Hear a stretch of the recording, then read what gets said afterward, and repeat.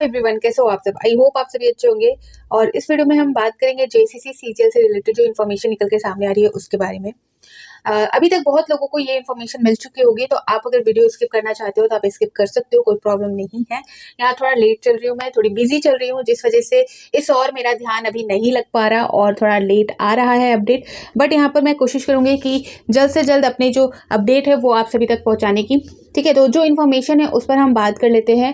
और प्लीज़ आप जो अपने ओपिनियन है, राय है, कमेंट सेक्शन में ज़रूर रखें। और यहाँ पर इस वीडियो को आप लाइक ज़रूर करें, शेयर ज़रूर करें। और जो फर्स्ट टाइम इस वीडियो को देख रहे इस चैनल पे आए तो प्लीज़ आप इस चैनल को सब्सक्राइब भी ज़रूर कर दें। तो यहाँ पर जो अपडेट है उसके अकॉर्डिंग मैं आपको थोड़ा सा स्पष्ट कर दूँ। तो यहाँ पर क्या है, आप सभी को पता है जेसीसी सीजीएल का मामला जो है वो चल रहा है। और जो 28 जनवरी 2024 को एग्ज़ाम हुए थे उनके भी मामले अभी तक क्लियर नहीं हुए हैं, वो भी चल रहे हैं।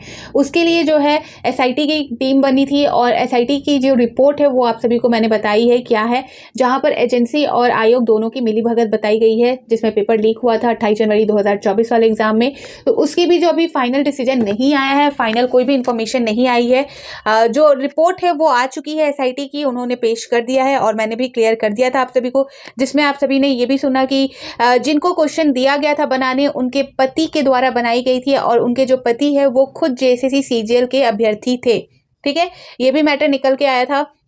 और दैनिक भास्कर में खासकर जो है 3 दिन कंटिन्यू जेसीसी सीजीएल 28 जनवरी 2024 के जो रिपोर्ट थे उसके अनुसार जो सबूत थे, जो अपडेट निकाली गई थी, जो रिपोर्ट निकाली गई थी, वो सारी चीज़ें रखी गई थी। ठीक है, यहाँ पर ये मामला आपको मैंने बताया था। और यहाँ पर आप सभी को ये भी अपडेट दिया गया था कि जो एग्ज़ाम 21 और 22 सितंबर 2024 को कंडक्ट कराई गई थी, जिसमें नेट बंद किया गया था 2 दिन तक, तो उस एग्ज़ाम में भी जो है पेपर लीक का मामला निकल कर आया है, केस दर्ज किया गया। न्यायालय ने जो है रिजल्ट पर स्टे लगा दिया है, जब तक कोई निर्देश जारी नहीं होगा तब तक आयोग जो है फाइनल रिजल्ट यहाँ पर जारी नहीं कर सकती।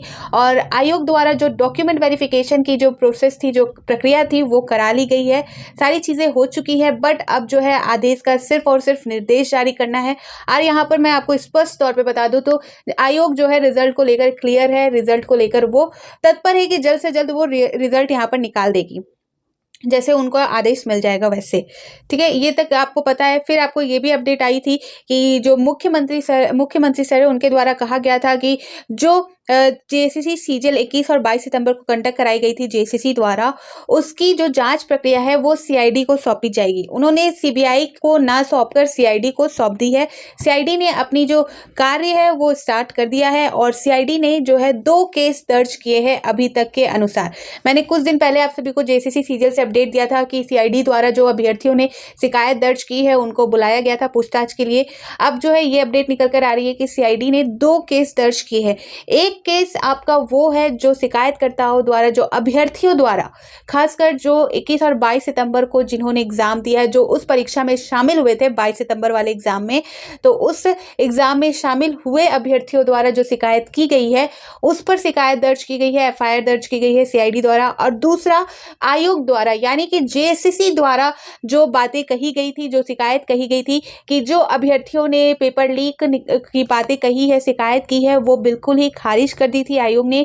और आयोग ने अपनी बातें रखते हुए कहा कि जो पेपर या जो पेपर लीक दिखाया जा रहा है वो खुद प्री प्लान किया गया है, वो यहाँ पर फर्जीवाड़ा किया गया है, ये आयोग द्वारा कहा गया है सीआईडी को। तो सीआईडी ने जो है आयोग की तरफ से एक केस दर्ज किया है और एक केस जो है अभ्यर्थियों द्वारा जो प्रूफ रखे गए, साक्ष्य के आधार पर जो कंप्लेन की गई थी उसके आधार पर एक शिकायत की गई है। तो उसी के अकॉर्डिंग यहाँ पर अपडेट आई है कि यहाँ पर जो है सीआईडी ने 2 केस जो है दर्ज कर दिए हैं। तो इस अपडेट को यहाँ पर मैंने आपको स्पष्ट तौर पर अभी समझा दिया नॉर्मल वे में। अब जो है न्यूज़पेपर के अकॉर्डिंग भी यहाँ पर हम बातें कर लेते हैं। ठीक है, कुछ और भी इन्फॉर्मेशन यहाँ पर देखने को मिल सकती है। देख सकते हैं सीजीएल परीक्षा सीआईडी में 2 केस दर्ज। ठीक है, सीआईडी में जो है 2 केस, एक जो मैंने बताया आप सभी को अभ्यर्थियों द्वारा दर्ज किया गया है और एक आयोग द्वारा। तो यहाँ पर एसआईटी गठित, यहाँ पर देख सकते हैं सीआईडी द्वारा एक और एसआईटी टीम का गठन किया गया है। ठीक है, यहाँ पर देख सकते हैं पूरा अगर आप पढ़ेंगे तो यहाँ पर बताया जा रहा है कि सीआईडी ने 2 केस दर्ज कर लिए हैं। पहला केस जो है रांची पुलिस के, यहाँ पर आप देखोगे टेक ओवर करने के बाद, रांची पुलिस से टेक ओवर करने के बाद दर्ज किया गया, जो रातू थाना में दर्ज हुआ था। जबकि दूसरा केस झारखंड कर्मचारी चयन आयोग यानी कि जेएसएससी की शिकायत पर दर्ज किया गया है। वहीं इस मामले के अनुसंधान यानी कि रिसर्च के लिए डीजीपी सास सीआईडी के डीजी अनुराग गुप्ता ने एसआईटी भी गठित कर दी है। एसआईटी का अध्यक्ष सीआईडी की डीआईजी संध्या रानी मेहता को बनाया गया है, जबकि सदस्य के रूप में सीआईडी की एसपी निधि द्विवेदी और ग्रामीण एसपी सुमित अग्रवाल, डीएसपी मुख्यालय 01 अमर कुमार पांडे और सीआईडी के डीएसपी मुन्ना प्रसाद गुप्ता को शामिल किया गया है। एसआईटी ने केस में जुड़े सभी बिंदुओं पर अनुसंधान शुरू कर दिया है और डीजीपी ने परीक्षा में शामिल अभ्यर्थियों से भी अपील की है कि अगर किसी के पास केस से जुड़ा कोई साक्ष्य है तो वह इसकी जानकारी सीआईडी को दे सकता है। सीआईडी मामले में निष्पक्ष अनुसंधान सुनिश्चित है। तो जैसा कि मैंने आपको बताया, 2 केस सीआईडी द्वारा दर्ज किए गए।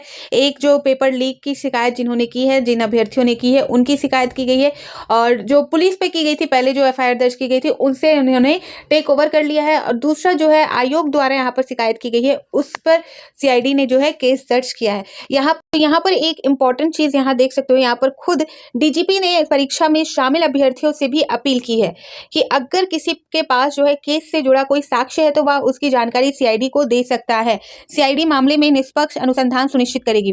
तो जैसा कि मैंने पहले भी कहा है आप सभी को, यहाँ पर शिकायत वही कर सकते हैं जो जेएसएससी सीजीएल परीक्षा में शामिल थे। कहने का मतलब है कि आप अभ्यर्थी है, आपके द्वारा जो है शिकायत जो करोगे आप, उसकी मान्यता होगी, क्योंकि आप जो है उसमें जो है आप शामिल थे।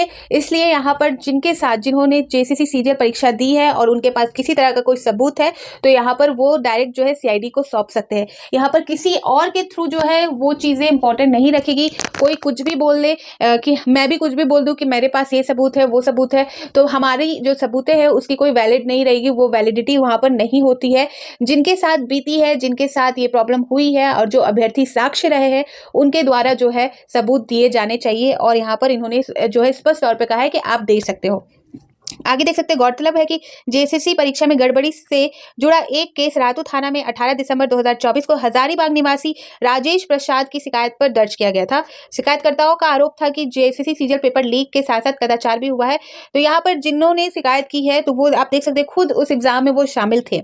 ठीक है, शिकायतकर्ताओं के अनुसार जो है अभ्यर्थी उन्होंने बताया कि जब वह परीक्षा केंद्र में पहुंचा था तो एक व्यक्ति फोन पर बात करते हुए कागज में कुछ नोट करता दिखा, जबकि दूसरा मामला धनबाद के कुमार बीएड कॉलेज सेंटर का है। तो ये जो अपडेट है, ये सारी चीज़ें आपको क्लियर पहले ही हुई थी। जब पेपर लीक हुआ था तो बहुत सारी बातें निकल कर सामने आई थी कि किसी सेंटर में क्या हुआ, कहाँ पर क्या हुआ, तो वो बातें हैं, उस पर लेकर जो है शिकायत की गई थी और सारे प्रूफ रख दिए गए हैं, दे दिए गए हैं। और दूसरी ओर जो शिकायत बताई जा रही है, यहाँ पर देख सकते हैं अभ्यर्थी किसी से मोबाइल पर बात करते हुए ये सारी चीज़ें दी। शिकायतकर्ताओं ने यह भी बताया कि परीक्षा में 2-3 दिन पूर्व आसनसोल के किसी होटल में अभ्यर्थियों को एकत्र कर उन्हें प्रश्न और उत्तर भी बताए गए थे। इसी तरह मुजफ्फरपुर, रांची, मांडू, दिल्ली और काठमांडू से भी प्रश्न पत्र लीक किए गए हैं। इस केस में जेएसएससी के अज्ञात अधिकारी और कर्मचारी के अलावा एजेंसी एवं अन्य को आरोपी बनाया गया है।